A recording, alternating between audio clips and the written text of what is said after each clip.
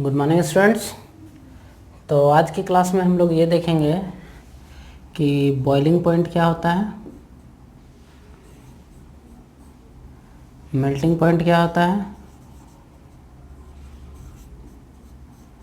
और आपका latent heat क्या होता है। ठीक है, इन तीनों टर्म को हम लोग समझेंगे। तो इसमें से पहला हम लोग देखेंगे कि आपका मेल्टिंग पॉइंट क्या है।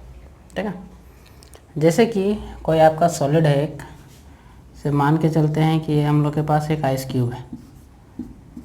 ठीक है, तो जिस टेम्परेचर पे ये अपना स्टेट को या फेज को चेंज करेगा वो टेम्परेचर क्या कहलाएगा, इसका मेल्टिंग पॉइंट।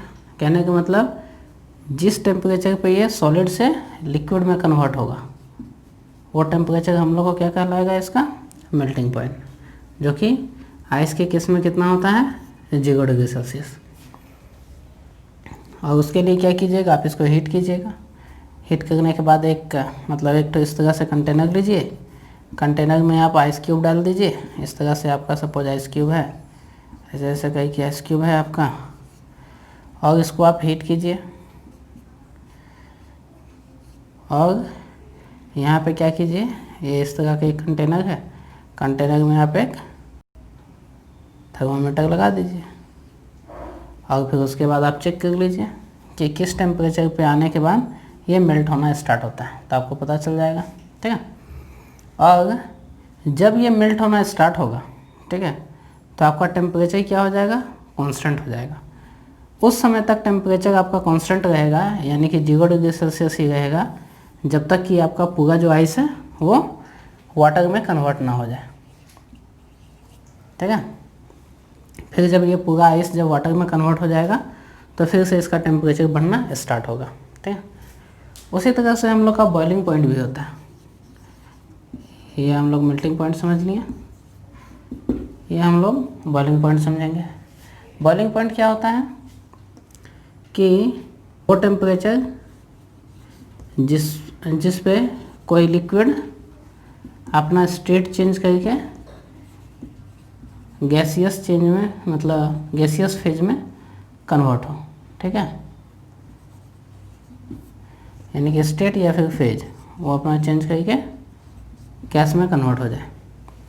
और यहाँ पे एक ध्यान देने वाला बात ये है कि हम लोग का जो प्रेशर होगा वो कांस्टेंट होगा। ठीक है, एट कांस्टेंट प्रेशर, यानी कि जिस प्रेशर पे आप इसको मेल्ट कर गए हैं वो प्रेशर आपका वेरी नहीं करना चाहिए, वो प्रेशर क्या होना चाहिए, कांस्टेंट होना चाहिए। और सेम चीज़ हम लोग बॉइलिंग पॉइंट के केस में भी करेंगे, यानी कि यदि किसी लिक्विड का हम लोग को बॉइलिंग पॉइंट पता करना है तो एक इस तरह का हम कंटेनर ले लिए, कंटेनर में हम सपोज वाटर लिए हैं, वाटर को हम लोग हीट कर गए, इस तरह से ये कवर्ड है, और यहाँ पे हम लोग एक थर्मामीटर लगा दिए ताकि हम लोग को रीडिंग पता चले टेम्परेचर का।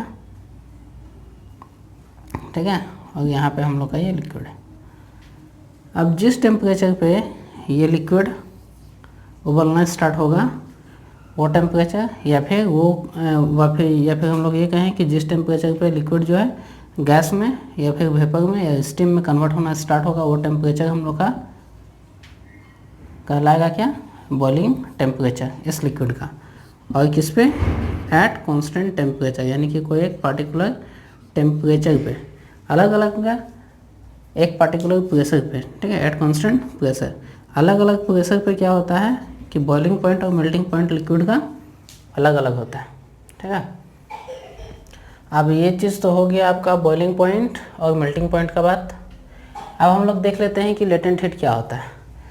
तो लेटेंट हीट को आप समझ जाइएगा तो फिर बॉइलिंग पॉइंट और मेल्टिंग पॉइंट भी आपको और अच्छा से समझ में आ जाएगा। ठीक है, जैसे कि होता क्या है कि कोई एक कंटेनर है, ठीक है, उसमें किसी भी तरह का एक लिक्विड है, हम लोग मान के चलते हैं कि वाटर लेते हैं। एक आपका कंटेनर है इस तरह से, इसमें हम लोग क्या किए, वाटर ले लिए और एक हीटिंग सोर्स से हम उसको क्या कर रहे हैं, हीट कर रहे हैं। ठीक है, यहाँ आपका वाटर है।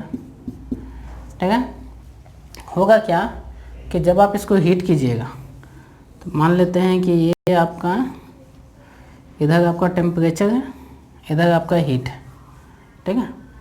जैसे जैसे आप इसको हीट करते जाइएगा, मान लेते हैं कि स्टार्टिंग में 32 डिग्री सेल्सियस पे मेरा पानी था, अब इसको हम हीट करना स्टार्ट किए, तो स्टार्टिंग में मेरा 32 डिग्री सेल्सियस मान लेते हैं यहाँ पे है।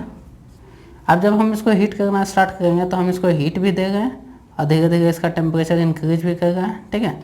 तो ग्राफ जो होगा हम लोग का कैसे जाएगा, ऐसे, ठीक है। तो जैसे जैसे हम टेम्परेचर देते जा रहे हैं, यानी हीट देते जा रहे हैं, टेम्परेचर इंक्रीज करते जाएगा, यानी कि ये इधर भी इंक्रीज होगा। इस पॉइंट पे यदि हम लोग देखें तो ये हम लोग का इधर भी इंक्रीज करेगा और टेम्परेचर यहाँ से बढ़ के आपका यहाँ भी आ गया।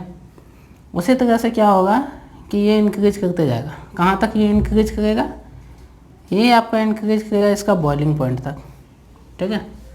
सपोज मानते हैं कि ये वाटर है और ये 100 डिग्री सेल्सियस पे पहुँच जाता है, तो बॉइलिंग पॉइंट पे जब ये आ जाएगा तब क्या होगा, तब हम लोग का अमाउंट ऑफ हीट हम लोग जब इंक्रीज करेंगे तो हम लोग का टेम्परेचर इंक्रीज नहीं होगा। क्यों नहीं होगा, क्योंकि उस केस में क्या होता है कि आपका जब ये बॉइलिंग पॉइंट पे पहुंच जाता है, ठीक है, तो क्या होगा कि ये तब तक इस लिक्विड का टेम्परेचर बढ़ेगा नहीं जब तक कि ये टोटल अमाउंट ऑफ लिक्विड आपका स्टीम में कन्वर्ट ना हो जाए, ठीक है। तब आपका क्या होगा, ग्राफ जो होगा वो कांस्टेंट हो जाएगा इस तरह से, यानी कि हीट आप बढ़ा गए हैं लेकिन टेम्परेचर उसका नहीं बढ़ेगा। इस तरह से ग्राफ कांस्टेंट हो गया। अब कांस्टेंट होने के बाद क्या होगा, कांस्टेंट होने के बाद एक समय ऐसा आएगा कि जब आपका ये लिक्विड जो है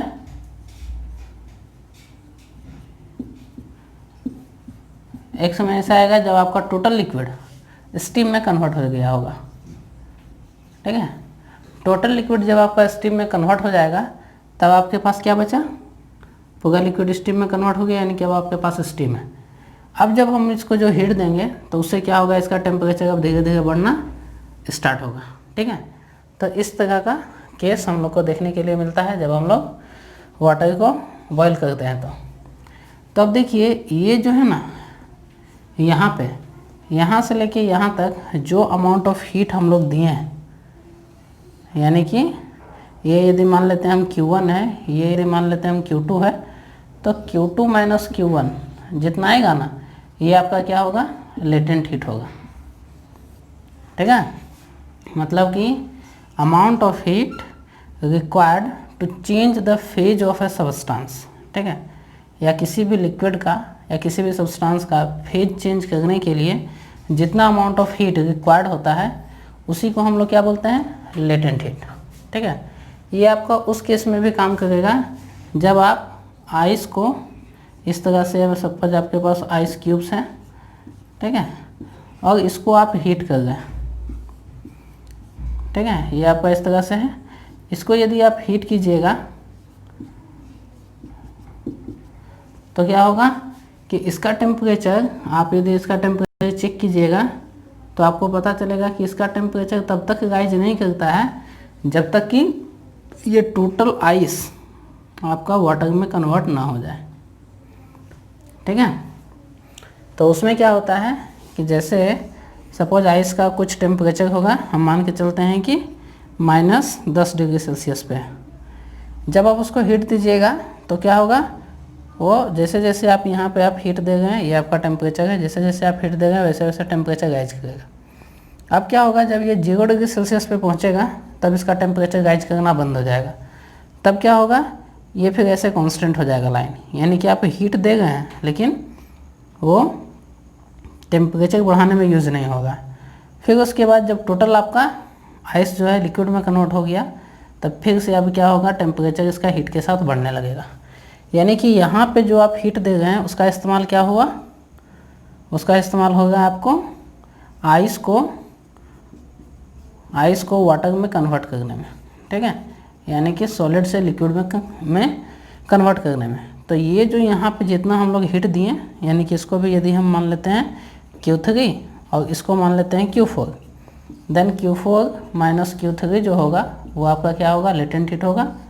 कौन सा लेटेंट हीट, तो सॉलिड फेज से लिक्विड फेज में कन्वर्ट करने के लिए जो आपका लेटेंट हीट है, यानी कि amount of heat required to change the phase of any substance from one state to another, ठीक है। तो यही आपका लेटेंट हीट हुआ। तो आप लोग समझ गए होंगे लेटेंट हीट क्या है। अब बॉइलिंग पॉइंट और मेल्टिंग पॉइंट में एक छोटा सा चीज़ आपको बताना था, वो ये कि कोई ऑब्जेक्ट उबलना कब स्टार्ट होता है और मेल्ट होना कब स्टार्ट होता है। जैसा कि आप लोग जानते हैं कि यदि मान लीजिए कोई सॉलिड ऑब्जेक्ट है आपके पास, तो इसका जो इंटरमॉलिक्यूलर फोर्स ऑफ अट्रैक्शन होता है वो बहुत ज़्यादा होता है। वही यदि लिक्विड है तो लिक्विड का जो इंटरमॉलिक्यूलर फोर्स ऑफ अट्रैक्शन क्या होता है, वो इसके कंपैरिजन में कम होता है, ठीक है। और जो गैस होता है उसमें क्या होता है, और भी कम होता है। यानी कि सॉलिड में आपका ज़्यादा होगा, लिक्विड में कम होगा और गैस में और कम होगा, ठीक है। तो ये डिक्रीजिंग ऑर्डर में जाता है। तो जैसे जैसे हम लोग टेम्परेचर देते जाते हैं वैसे वैसे क्या होता है, उसका इंटरमॉलिक्यूलर फोर्स ऑफ अट्रैक्शन जो है वो कमज़ोर होते जाता है और वो अपना फेज चेंज करता है, ठीक है। तो इसी के कारण से हम लोग को बॉइलिंग पॉइंट, मेल्टिंग पॉइंट ये सब मिलता है। तो आज का क्लास में हम लोग का इतना ही था। तो आप वीडियो को शेयर कीजिए, लाइक कीजिए, चैनल को सब्सक्राइब कीजिए। अगर आपको किसी भी तरह का टॉपिक में डाउट होता है तो मुझे कमेंट कीजिए, मैं आपके लिए उस पर वीडियो अपलोड कर दूँगा, ठीक है। Thank you.